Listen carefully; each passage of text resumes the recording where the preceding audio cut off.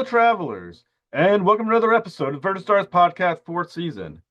My loyal listeners, thank you for continued support. This is an amazing episode because stand-up comedian Matthew Broussard boards the mothership to discuss comedy and his new tour.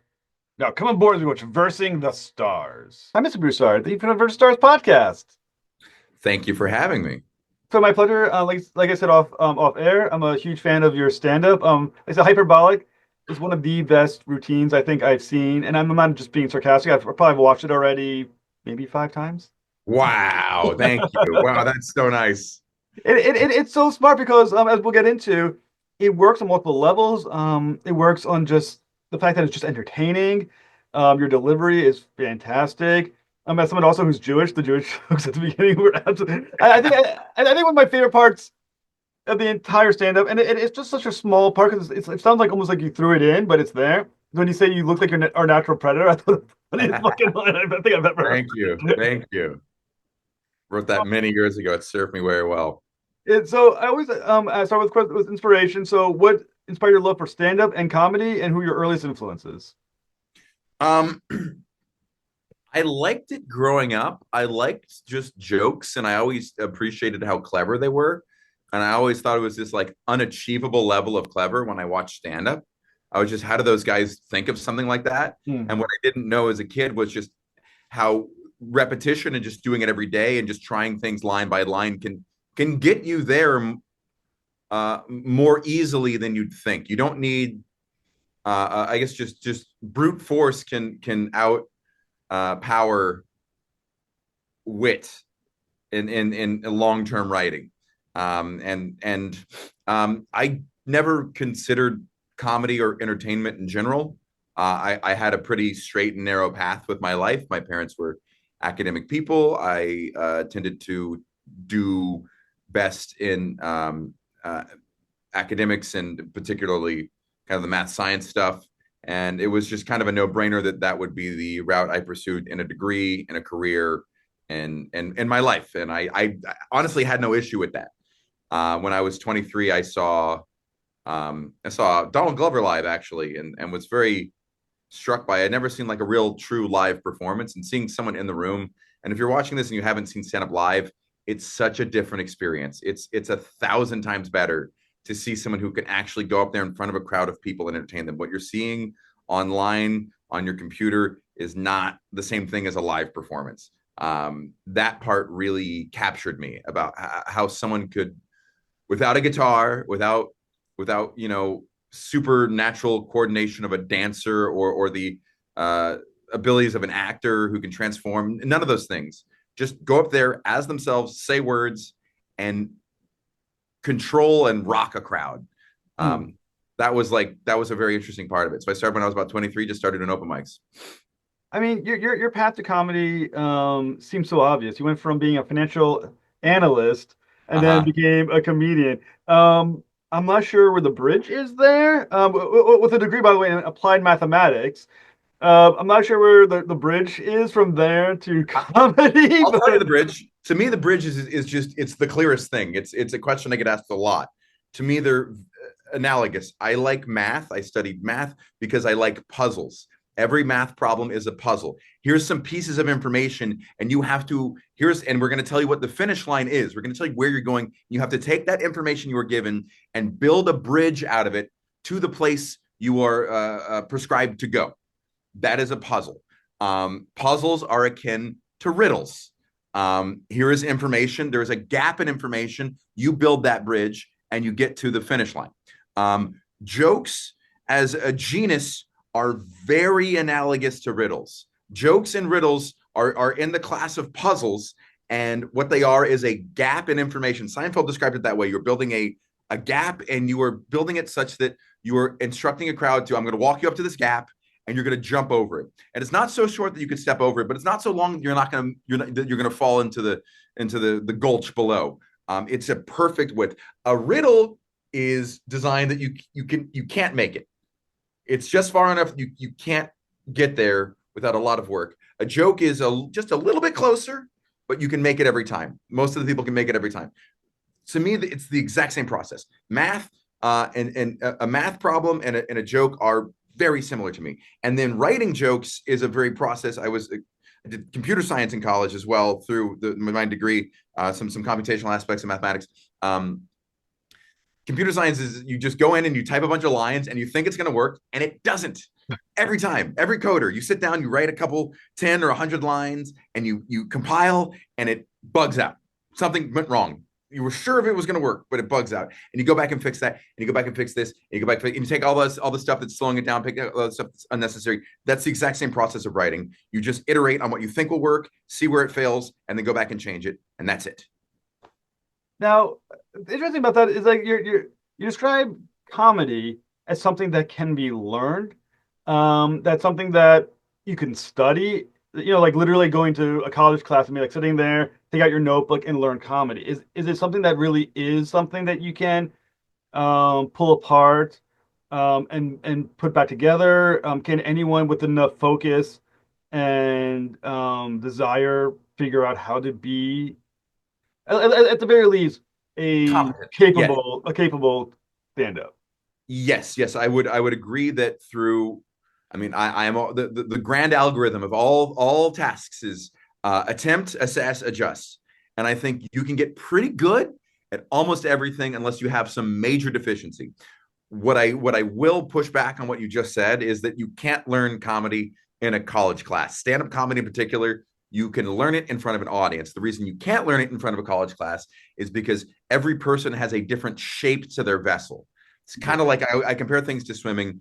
I could tell you what to do, but if you have short legs and a long torso, you have to have different form. If you have a heavy head or wide hips, you're going to have to do something different. And I can't tell you what that is. The water is going to push back on you in certain ways. And if you adjust your form and keep checking out your time and seeing how fast you go and just go with whatever works for you, that's what's going to happen. When you go up there, you have a way you look, a way you talk, a way you stand, that will all influence what people laugh at about you. That process can only be discovered through a horrific iteration. And if you pay attention to what people laugh at, keep that and throw away what they don't laugh at, you can ultimately arrive at a more charming, funny version of yourself than you started as. Because that's just about your comedy. And like I said, for anyone who hasn't watched Hyperbolic, do it. It really is absolute genius, and I deeply mean that. Um, your humor. I mean, some comics are very one type of humor, like one-liners, or they'll do observational humor, or they'll do all narrative. You seem like you kind of vacillate between the narrative kind of humor and then word like let a word pun kind of humor as well. That's something that just naturally is where your gifts are in humor, or are you sitting going, what will people buy from the guy who looks like the natural predator of the Jewish people? I think these are great questions. Oh, I yeah. started more as a joke guy. And that was kind of the easiest thing for me to do was write a well structured, like obvious where the laugh is. You can see Yeah. on paper how the joke works kind of joke. And that felt limiting. And I have challenged myself over my years in comedy to want I desire to do anything I'm bad at. I want to get good at. I want to be better at act outs. I want to be better at like physical comedy, voices, noises, faces, and then story. And then I also kind of noticed the more I could build a joke, I could maybe sacrifice a little bit of the laughter, but build more personal experiences, personal Mhm. perspective into stories. People tended to not necessarily laugh as loud, but they would come up and talk to me afterwards, or they were more likely to follow me, or they would, remark more at me showing myself more transparently to the crowd. So I would say I had more initial luck or skill with structured jokes, and I really enjoy the challenge of doing the other type of stuff. And also the comedy I love the most is that. I mean, I look at Louis a lot, and I look at Goldman a lot, where they can do both. They can do a silly act out, they can do a dark one liner, they can do wordplay, they can do a long story that's true or not true. Hmm. I love that idea of, if I was a fighter, I would want every type of skill. You obviously have to make a conscious decision about how much of yourself you're going to expose to an audience. Once again, we know hyperbolic. Towards the end, you definitely get personal with Uh-huh. your stories. Is there how much of that? is like I'm definitely going to give this much of myself to the audience. How much do you think they deserve to have of you of your personal life, and how much is it a do you also have to ask those around you, like, hey, do you mind sharing if I share this piece of information with you? Yeah. I I think there's something missing in my brain. Uh, I think I'm not for the sake of comedy. I don't desire to hide much. There's rarely things that I don't want to tell people on stage if they would get a laugh. Hmm. Um, there's things I would maybe not want to tell people because it would hurt their perspective of me and it wouldn't be funny.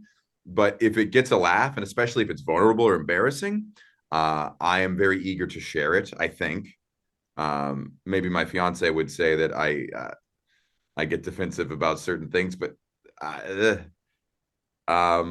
I do have to check in because my mom and my fiance are big characters in this hour, and I certainly ran everything by Laura, who has been a very good sport about just kind of letting everything out. I think I mentioned her ex by name in a joke, and she was like, "Maybe don't do that on." I wrote that after the special, but she was like, you don't have to say his full name with the uh, whatever third generation senior junior whatever um yeah, I check my mom is and I do actually I think I do get it from my mom, who is also a person who is just not ashamed. There's not much you can share about her where she would get defensive. She's even in a much more extreme case of that than me. Everything I've shared about on stage, she goes, yeah, the airport story, which was, some of the stories in this I will admit that I have embellished to a great degree. The stories about my mom, I have not really changed any details in them. People think, oh, this was made up. I'm like, I wish I was that creative. Yeah. I wish I could think of these scenarios. She took issue with one joke. She doesn't like the note, the birthday card. That is, I Hmm. think, one of the funniest things I've ever gotten to read out loud on stage, and I changed nothing of her words. So um, I could.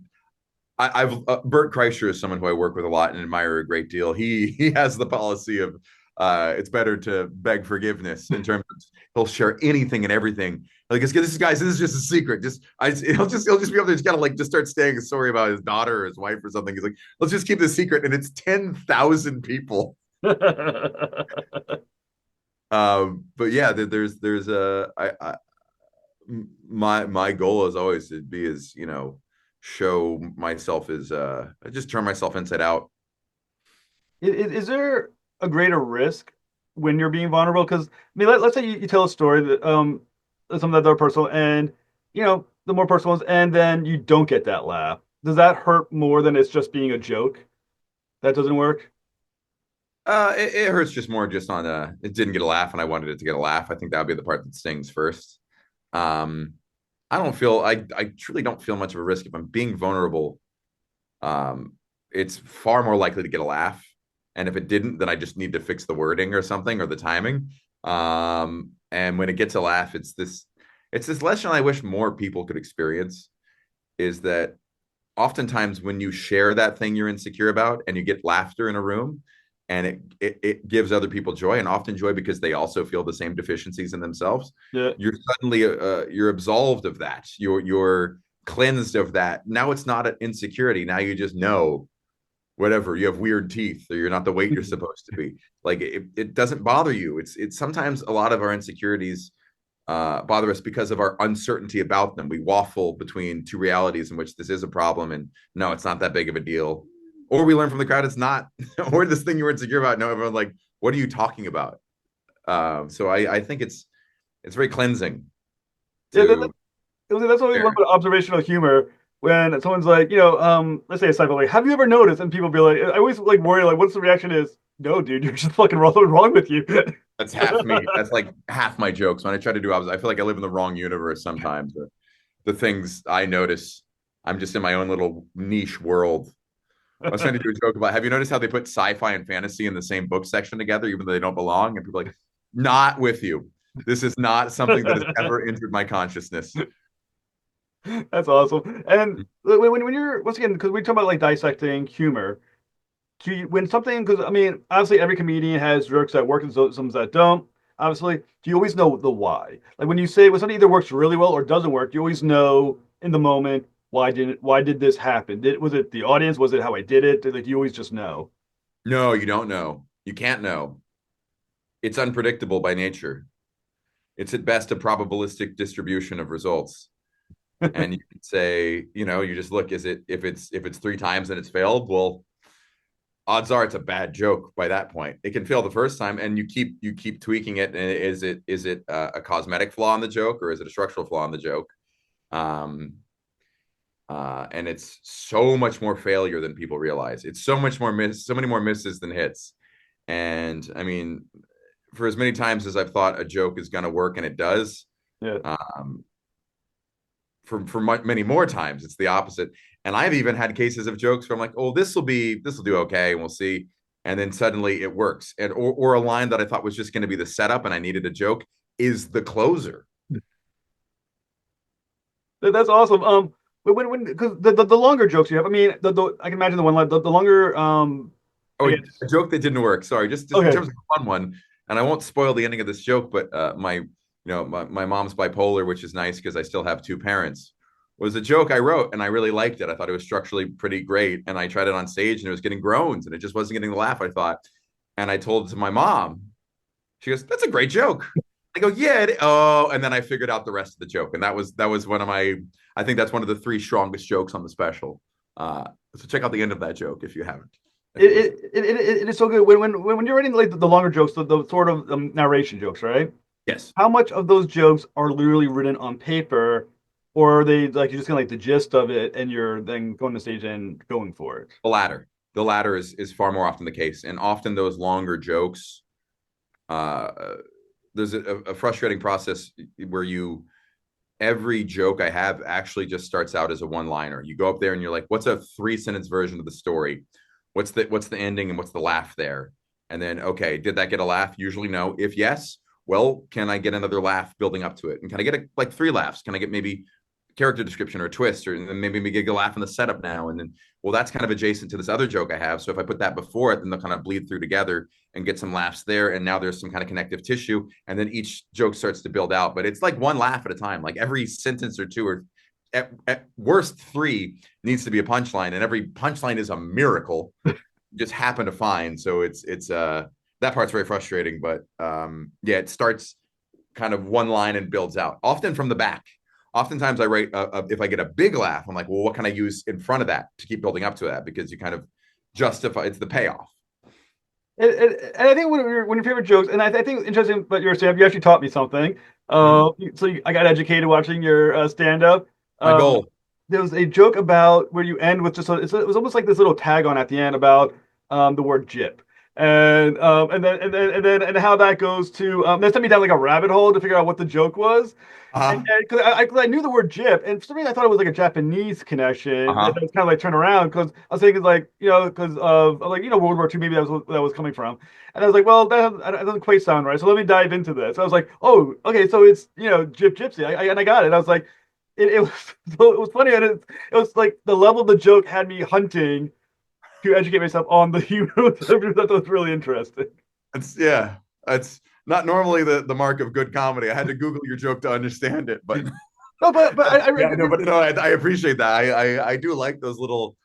I grew up in a house where my mom and my dad would always just be like, interesting fact about that, blah blah blah blah blah. This word come. My dad knew he spoke French, so he would always know a lot of weird etymological ties. He knew a little bit of German as well, so he was very fascinated by like how words link together and their usage and changed over time. My mom, a biologist, microbiologist, and immunologist, and just knew a lot of things about medicine. So I was always just be regaled with these very interesting facts, and I just think that that's a cool compliment to the jokes, is to also be kind of inserting neat pieces of information. and I think it was kind of interesting when you're putting your jokes together too. Are you thinking about the level of the joke? Because there's some jokes that you said with the etymology, which is that it was a higher level joke. 'Cause I'm a relatively educated guy, and that one, I had to go digging for a little bit. Mhm. Like, are you thinking to yourself, and what is a joke? Sometimes can a joke be too smart? You think for audiences? Yes, all the time, and then I have to pare it back. I always like to like overshoot that and then pull it back. And I am you know 9 shows out of 10 performing for a room of people who mostly don't know who I am. So my Hmm. goal is to get it to work for them. And maybe a couple of shows on, well, they're just dumb and I don't care if they didn't get it.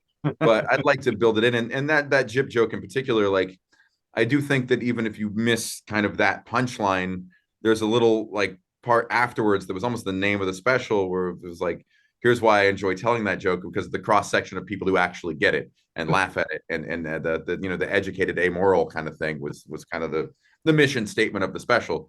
I think that part even gets a laugh for people who didn't get the laugh at the first part. So I try to build things out so that everyone can enjoy it at one place or the other. I don't think there's a person alive who would get every reference in that special. Yeah. Um, Laura did. Never mind. But I mean, I think a lot about Mulaney, who he'll do like 10 minutes on it. It's about a show that, and I'm like laughing the whole time. And I've never seen the show. I've never seen The Fugitive, and it's still just funny because of his enthusiasm for it. Yeah. Um, but I guess yeah, yes, things can absolutely be too smart, and it's fun to walk on. Or not too. I don't know, smart's the wrong word, but intricate perhaps. Um, and it's fun to dance on that line. On the other hand, having a joke too smart, can the joke be? I mean, is there a bottom to a joke as well? Where can it be too low, or is that Yeah, just it's easier to hit low than high? yeah. That's. I'm sure I've hit lows that people would, I'm sure clean comics would look at me and see all the things I stoop to get laughs. But yeah, very much. Like a lot of times, I'll hear a joke, I'll write a joke, I'm like, yeah, but this is getting a laugh just because I said anal, and they're not even laughing at the concept. Just the word anal has some Yeah. inherent comedic value. Or swear words can often just get a laugh where you need one. It's just, and it doesn't feel like I earned the laugh. I just kind of like forced it. Yeah, that's something you actually thought about is like, do I want to be a clean comic? Do I want to have, I mean, is there, is that stuff you actually sat and like thought from a comedian standpoint, what is like a philosophy of, I don't know, I don't know how the phrase you would give it, maybe the of language or whatever, and how you decided to go forward? Um, I I have trouble writing clean. I'm just not good enough of a writer to write clean. I'm very impressed with people who can do that, and there's so much money in it. And I have a clean set I can do if I'm doing like a corporate show. Yeah. Uh, I'm not that interested in being clean. Um, my parents didn't even care if I was clean. It was just being low brow. My parents didn't like, and that I don't like, where it's being. You can be dirty so long as it's clever. That was always kind of my rule. I feel like if it's Hmm. dirty but in a clever way, in a thoughtful way, that's great. One rule I do have is I was like, when I was like my first year of comedy, I was just trying to offend people. I thought it was the coolest thing to be edgy and say awful things, to punch down, to do all these things, and because I looked up to a lot of comics who did that. And then I did a Jewish show, a show at like a synagogue, and they wanted me to be a little cleaner. I had this joke in my back pocket. There was probably some Holocaust joke that was pretty horrible. And I was, got to the point in my set where I considered telling it. And I just thought, this would just, this would upset these people. Right. They're having fun. And then afterwards, they'd be having less fun. And that's not what I'm here to do. Hmm. So it was a formative moment for me where I thought, I don't want my jokes to purposefully ruin someone's day. I'm Hmm. not actively trying to make someone's day worse. And I learned probably within 2 or 3 years after that one of my favorite things to do is go after myself. If I'm the victim of the joke, everyone's going to enjoy it more, and I'm going to enjoy it more because if I'm going after myself, there's that catharsis we had spoken about of, Hmm. of exposing yourself in a way that makes all those flaws feel less. And I think the other thing too, like I said, the first part of with a lot of the Jewish jokes and you mentioned, this time period where there's a lot of anti-Semitism for the last 3,000 years, which was supposed to get which is funny, but also I think funny because the delivery on that is brilliant as well. So a couple of things. One is when you bring in something like say like Jewish religion stuff like that. is that do you find that still universal? No, no. And that was a decision I made for whatever reason. Was there's kind of three acts to this special. I think they're actually cut up by the commercial breaks. If you stopped, if you just watched it after any commercial break, you could watch a 20 or 15 minute set that would be kind of self-contained. Mm. Um, I thought about opening on relationship stuff and all of that because it would be a little broader, but I wanted to start with the Jewish stuff just to see who was along for the ride and who could be. I like the Jewish stuff, and it was more fun to open with for me because there was kind of some risk associated with it, where you're going to have to be. I'm not going to come at you at the broadest sense possible.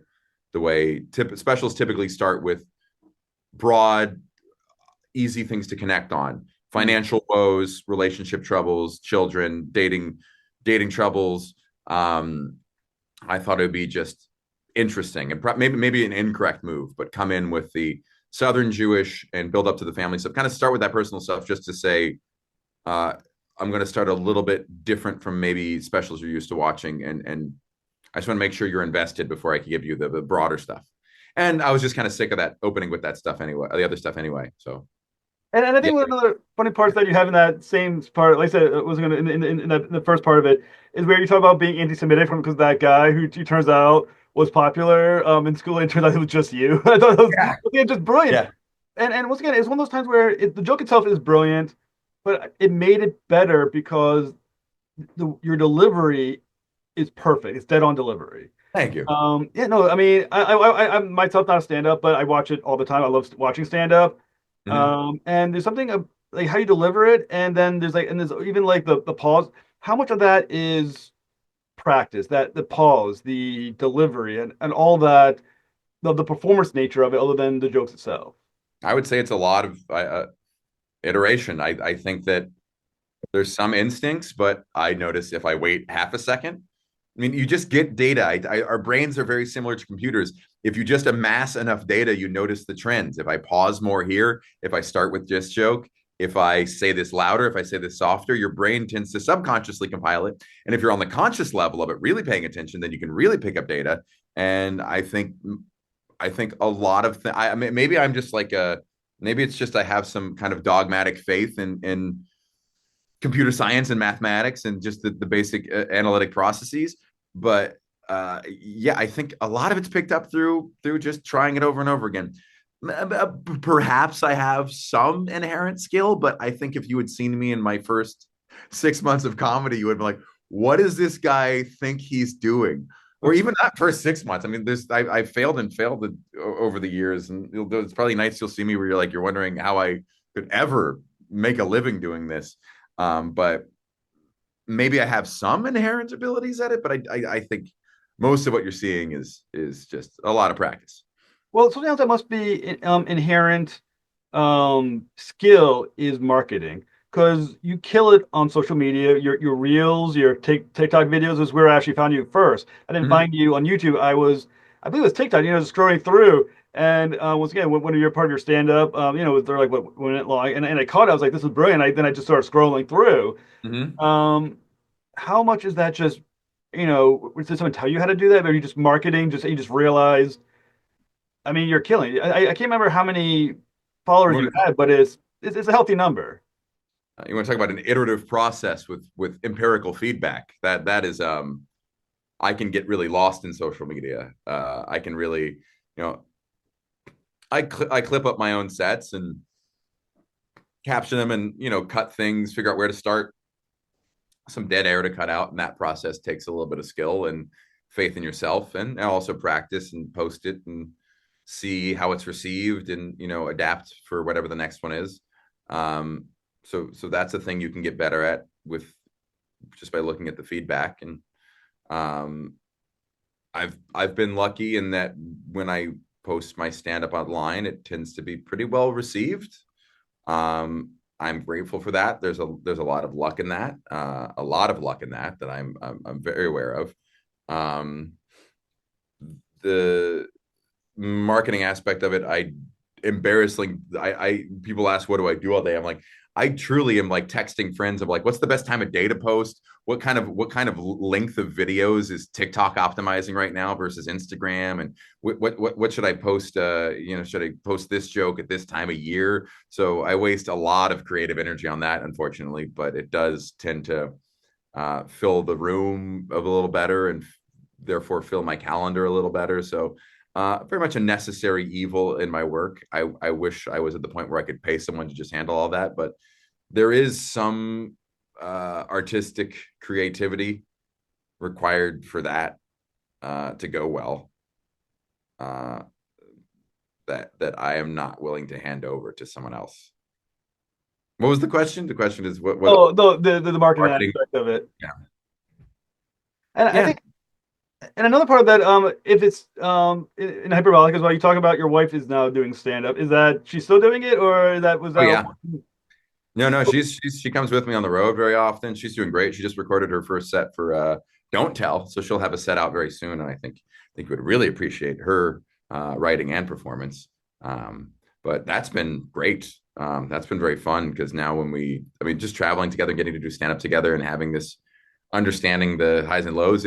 The hard part is there's just uh, inevitably a lot of pain in stand up, especially in the first couple of years, and having to watch her bump her head and go through all the feelings of inadequacy that you are doomed to feel when you pursue anything like this, and not being able to soothe, not being able to prevent, just having to kind of almost the way like raising a child, where you're like, yeah, you're gonna get your heart broken by someone, you're gonna feel socially rejected, and there, I could tell you that in the long run, none of it matters, and you'll come out on top anyway. But it sucks when you're in it.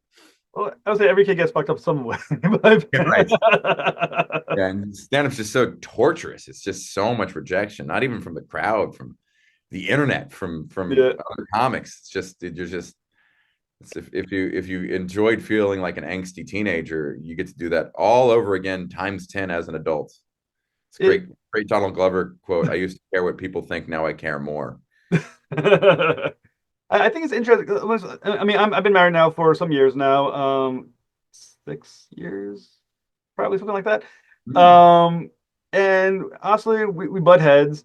You know, sometimes when she's upset or angry, sometimes it's best just to let her be upset and angry and be like, okay, it's you're feeling bad. It sometimes always helps to be like, here's some advice. As a stand-up as well, and thinking like, well, is there a desire to be like, here's my advice on what you wrote, or is it like your thing, back out? I am I mean, you can listen to me on this podcast currently. I love giving advice no one asked for. I love giving my analysis of things unrequested. So yeah, I have to like pump the brakes and just like, oh, here's my advice on this, and how you should do this. And I've had to learn to just like let her be, let her do it how she wants to do it, and then not just like stand up, just like marketing herself, social media, how to go interact with people, and all that. I mean, I try to not give. I'm a mansplainer. I'm all those things. So I try to fight my urges on that front. Like I said, I think that's the important part about it. At least I know sometimes like my wife will have an issue, and sometimes she'd rather just hear, "I'm sorry to hear that," blah blah blah. Than, "Oh, well, have you thought about this?" And that usually is an argument waiting to happen. Yep. Yeah. We have that dynamic. She does that to me a bit. She's just like a real go-getter, the athlete background. I think it's part of her being German too, where when I'm sad about something, she gives me like a list of things to fix it. And I'm like, no, I just want to wallow. It's funny. It doesn't it doesn't go the other way where it's like, oh, let him just deal with it. It's like, well, Yeah, I think the sports background for her, like you don't get that luxury. If you don't perform well, you lose your stipend. yeah. No, like applying to the administrators to say, well, I was sick that day. It's like you just got to make it happen, or else. Is there like is there any kind of like competition between you two? Like if there's a day where she hits and you don't, you hit and she doesn't, is there any kind of a sense of like I don't, I'm sure you can't be verbalized to each other, but sort of like, but I got mine. You know, it's I got Yeah, yeah, mine. we've definitely had days like that where I'm like, one of us has to be like, "Hey, can you just celebrate privately how well that set went because it didn't go the way I needed it to go." But it does, yeah, it gets competitive. But we are luckily very far apart in terms of I've been doing comedy for 13 years, and she's coming up on 5. So we she knows very well that that's not comparable levels of what to be expecting out of things. So there's not direct competition there for the milestones, the achievements. When have you determined you have enough material to create a special, and when is the next one coming? Geez, man. I mean, this one, if you look at my history here, I put out a half hour in 2016, and then I probably had something ready to go right before the pandemic. And then that was a different era where you waited for one of the streamers, Comedy Central or Netflix, to just say, we're going to pay you to do an hour. You didn't go amass a social media following on your own back then. You didn't post your own clips. You did late night sets and hope those would gain you followers. I was doing some competition show on Netflix at the time. I thought that was going to be my big break. But Hyperbolic was the first full length special I put out, and when did I put out? A year? I recorded it a year ago, so I guess it was 13 years into comedy when I recorded it. Oh wow, I recorded it 1 year ago. Gosh, like this week. And I hope to have a new one, but like it's terrifying to put all your jokes out there and then just like one by one write new jokes. It's like I don't have a new hour that's ready to record, but I have, I think, like 40 minutes that's pretty solid on the road. If you're coming to see me, you won't see that special.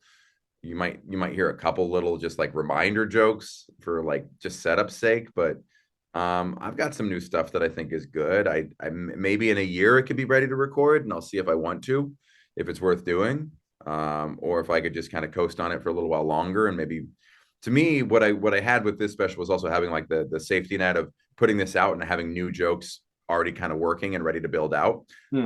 And I'd like to be in that situation again, but the answer, maybe 3 years would be a good cycle. I can't do an hour in a year. There's people who can do that. I don't. I lose sleep thinking about how Joe List and Louis C.K. can just turn out an hour that's just precise, perfect. So, for our listeners, when where are you going on tour? Oh, Is there? I like to put a link in as well for if you have any. Put up your website for like tour dates. What I can put that a link in the show notes so people can find you. So where yeah. are you going to be and what's next? I am. Check out my special Hyperbolic on YouTube. That would be awesome. If you like that, come back for more. If you don't, cool. We can part ways. I have a website I just kind of launched called it's a Broussard.live. We'll take you there. And if you sign up for that, that's really useful to me. If you put your email into that, and I know you don't like giving your email, but that'll just kind of so I can let you know when I'm visiting your city, no other cities, and when I put out something. Those email lists are really great because social media right now is a fucking nightmare. Even when Yeah. I get followers, I can't reach them. I don't know how to promote my stuff. I only know how to put clips out that people see the clips and they see nothing else. So having those email lists really gives us, any artist you like, sign up for the email list. It gives us the kind of independence away from Meta, from TikTok, to reach directly to our fans and let them know when we're touring and when we're releasing content. I'm going to be in Hoboken. I'm going to be in DC. I'm going to be in Charleston, Hartford, Albuquerque. I think I got Dallas coming up. A lot of places. Check out the website and check out my tour dates. And if you don't see your city, sign up for the email list, and I'll be there eventually. Well, Mr. Broussard, like I said, I want to thank you so much. Like I said, your comedy is genius. Hyperbolic, like I said, is one of my favorites, and like I said, I watch stand up all the time. Who are your favorites? I like Peter Holmes a lot. I think he's really good. What, Um, British? Who is that? huh? Is he British? Pete Holmes? No, no, no, Oh, no. Pete Holmes. I thought you said Peter Holmes. Oh, I I was probably said Peter, but I meant Pete Holmes. Pete okay. Holmes. I didn't even recognize the name when you said Peter. Yeah, sorry, sorry. One R, and I'm just Uh, frazzled. no, no, he's wonderful. John Mulaney's wonderful. Mark Maron's wonderful. Um, I can't pronounce the guy's like Brutus League, whatever his name is. Biglia? big, yeah. I find him absolute genius as well. Hmm. There's Kathleen Madigan is another Hmm. one. Her stand up is another one where I've watched over and over again. Her stand up. Yeah, there's some genius ones that are out there. Oh, cool. Well, I'm gonna do. Here's comics you and anyone listening should listen to that I think should get more play. Beth Stelling's doing great, but she's fucking brilliant. Carmen Lagala put out an amazing special. David Drake, Danny Jollis, Nathan McIntosh. There's so many more, but those are also people. I think there's so many good comics who aren't famous as well, and those are great people to check out. If you want to put a link, send me an email to some of their links. I'll put them in the notes as well. I'll be like, other people to consider Yeah, are. absolutely, absolutely. No, Oh, Maddie Weiner. God, I love Maddie Weiner. She's so I, brilliant. like I said, I don't. I mean, my fault might be that most of my knowledge of stand up because I is from You watching have good taste, Netflix by the way. and Those are uh, good. All your answers very good. I'm very oh happy you answered the answers you did, and I didn't have to make a pretend face. oh, but yeah, but yeah. I mean, some of the a good stand up. I mean, I can watch them over again. I think I usually watch them the first time because they're funny. But there's something Mhm. about because I do writing on the side, just watching the writing and just listening to it. A great comic, the writing's genius of a good stand up I routine. like I like when the writing shines through. I like Yeah, before. I like good words.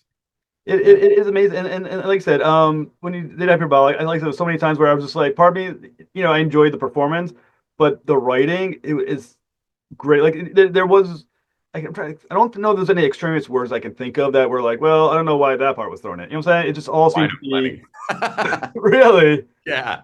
I had to edit those. Like, God, there's such a better way of saying that. You wasted 12 words. Yeah. Yeah, it's amazing. And like I said, I love stand up. I can't do it because I'd be horrified to stand in front of people, but it's still fantastic that you were able to do it.